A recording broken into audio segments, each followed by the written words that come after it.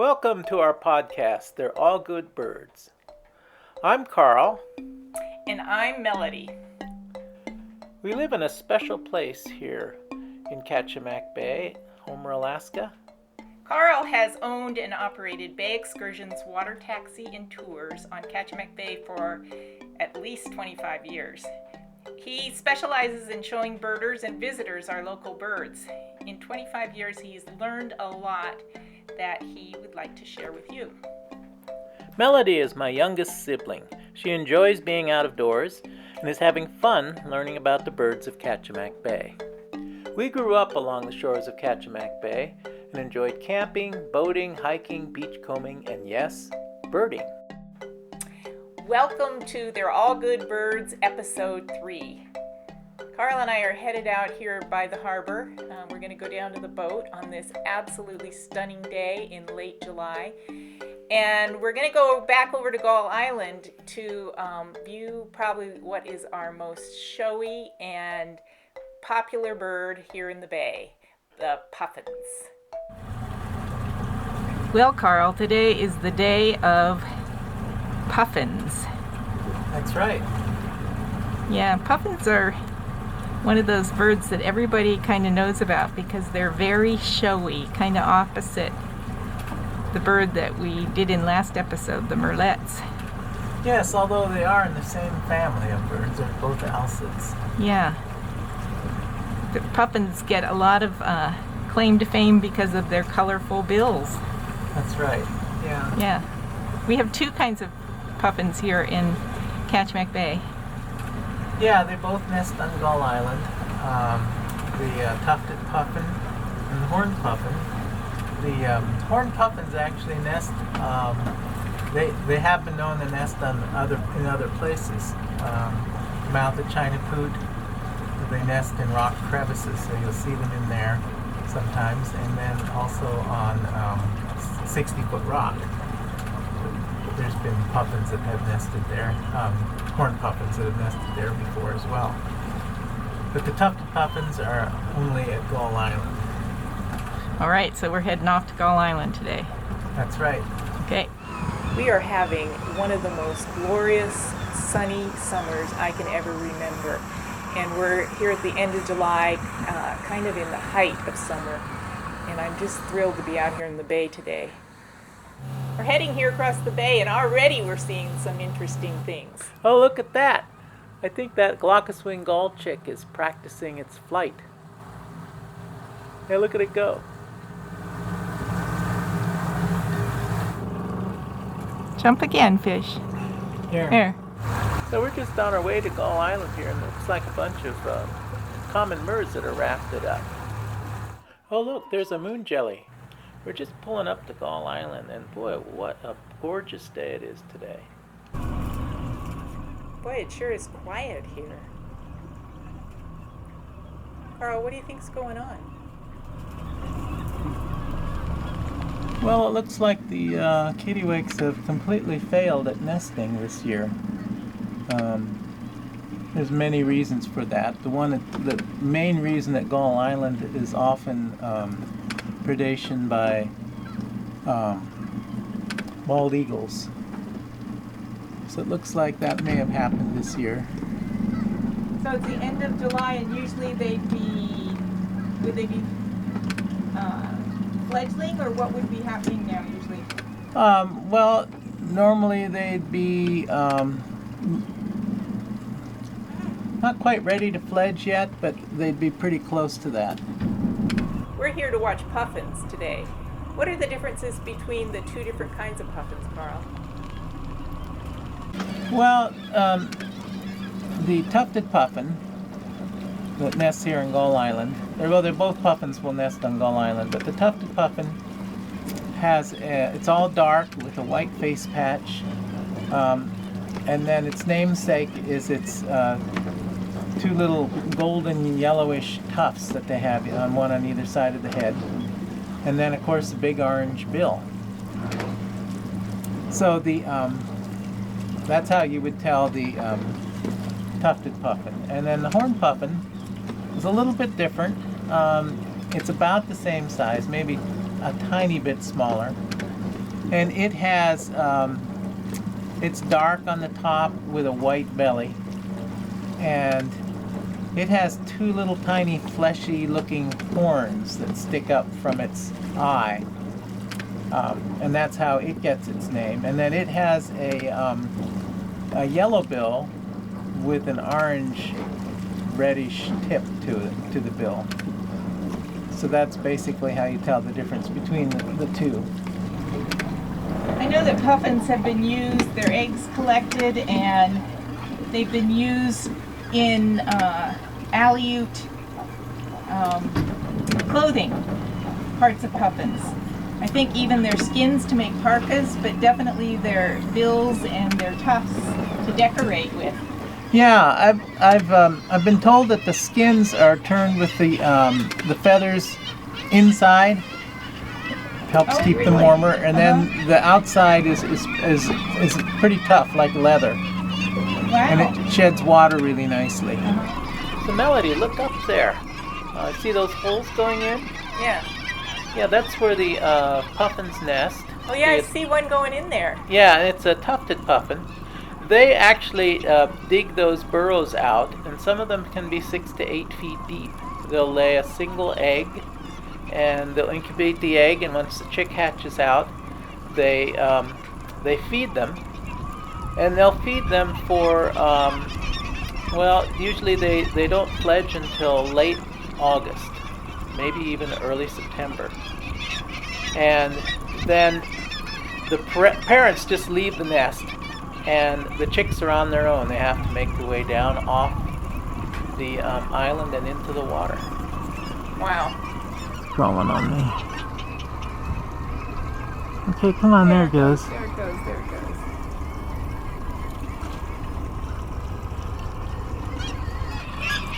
Wings out. Wings out.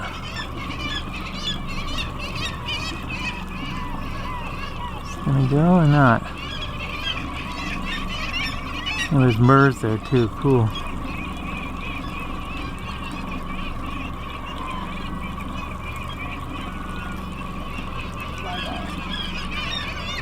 Yeah, I get them. They just like fly by.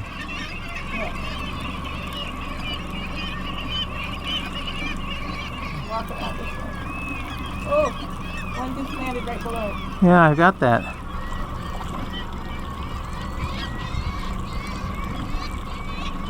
There it's walking. Yeah, walking up closer to the burrow. Oh, wings out. Oh yeah, now it's coming down over the side. Yeah.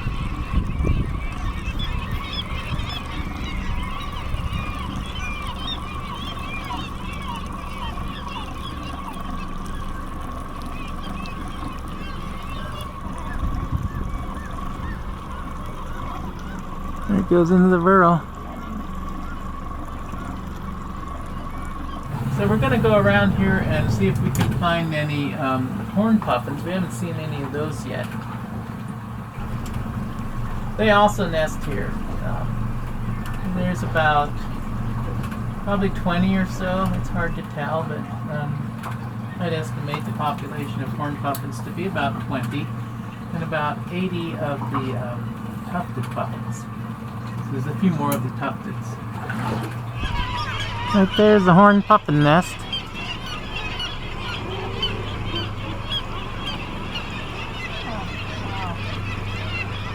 It's been nesting there for the last 30 years. Really? You've seen it that long? Yeah. Did they live that long? They can live 30 years, yeah. 28 years is the average. Well, birds aren't the only thing we see out here. Sometimes we have to take time out and view other animals. These happen to be a couple of sea otters, just rolling around and enjoying the sunshine.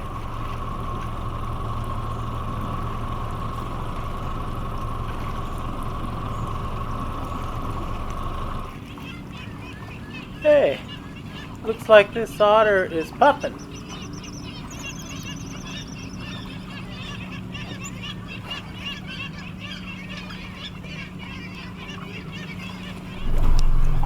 So Karl, I've heard puffins described as flying footballs.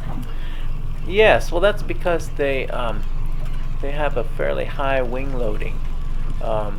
They're pretty heavy for the length of their wings, so they have to make a running start to get off the water, or they need to dive off a cliff to be able to get enough airspeed to stay airborne. Huh. And they use their wings to maneuver underwater too, right? That's right. They actually fly underwater, as all elsids do. Yeah, I've been over to the Seward Sea Life Center, and there they have an aquarium where you can actually see them underwater. It is such a neat thing to see. Yeah, I've seen that before. Well, how deep do they dive down when they're underwater? They can go down to about 450 feet deep, and they'll feed on small fish, sand lance you see them with. They'll feed on some small bottom fish. I see them with herring. They're sort of they'll feed on just about anything they can find down there. So these puffins are already starting to lose their tufts. The tufted puffins lose in the wintertime. They lose their tufts, their face turns dark, and their outer sheath of the bill falls off. So their bill isn't near as big in the winter. And then they grow all that back again in the spring when they're breeding. And both sexes look the same? Both sexes look the same, yes. So it's not just a male attract female plumage. Right. And then also the horned puffins, they also lose their bill, and both the horned and the tufted, the feet aren't as bright red; they're more of a pale pink. In the winter? Yeah, in the winter. So this is all happening rather slowly right now, but come September they change rather abruptly. Face turns dark, and they lose their bill, a good portion of their bill, and then those tufts fall off. I wonder what their purpose is. Well, it's probably to attract a mate. Hey, look over there. Why don't we check out that bait ball where the birds are congregating over there? So what's a bait ball? Well, it's a school of tiny fish that form a ball. Sometimes it's as small as a basketball, and I've seen them as big as 15, 20 feet across. They seem to do it to protect themselves from predators. Makes them look bigger than they actually are, because these are tiny, tiny fish, up maybe 3 inches long, 4 inches long. And that's all the bigger they are. But the birds really aren't fooled by that. They seem to know what they are, and then you'll often see gulls diving on a bait ball, and other birds as well are there also. Sometimes sea mammals like seals or whales show up around the bait balls. Here we see glaucous wing gulls in a frenzy, feeding on the bait ball. They can't dive very deep, so they just pick up fish off the surface.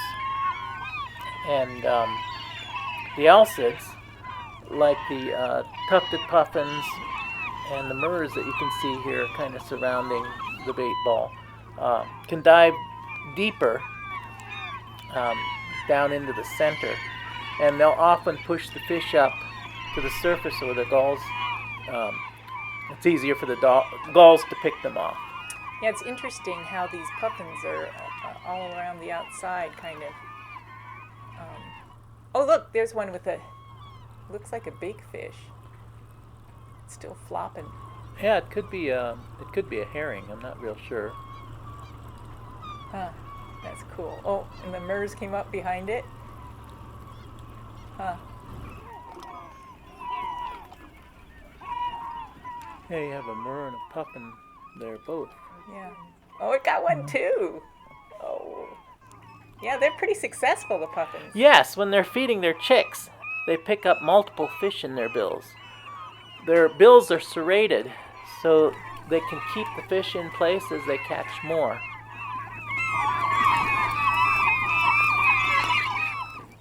So we're heading back toward the spit after a really fabulous day over here. You can look back there toward Gull Island and see the mountain that we call Poot Peak or Chocolate Drop. I bet you can figure out which one I'm talking about. So I'm going to ask Karl if he will go by the docks near the spit to check out the kittiwakes. And it looks like here that the kittiwakes have been far more successful than they were on especially the west end of Gull Island. Actually, all of Gull Island didn't have any chicks. There were still some kittiwakes on the east end, but nothing really on the west end. But here you can see that there's chicks up there in the nests. And yeah, what do you think about that, Karl? Why do you think they're doing better here? Well, as you can see, the kittiwakes are more protected here. They're up underneath this dock structure, and it would make it really difficult for a predator such as a bald eagle to come in underneath there to pick off any chicks. They need a lot more room than that. And Gull Island is pretty easy pickings over there. Okay, Karl, we're coming back near the entrance of the harbor here.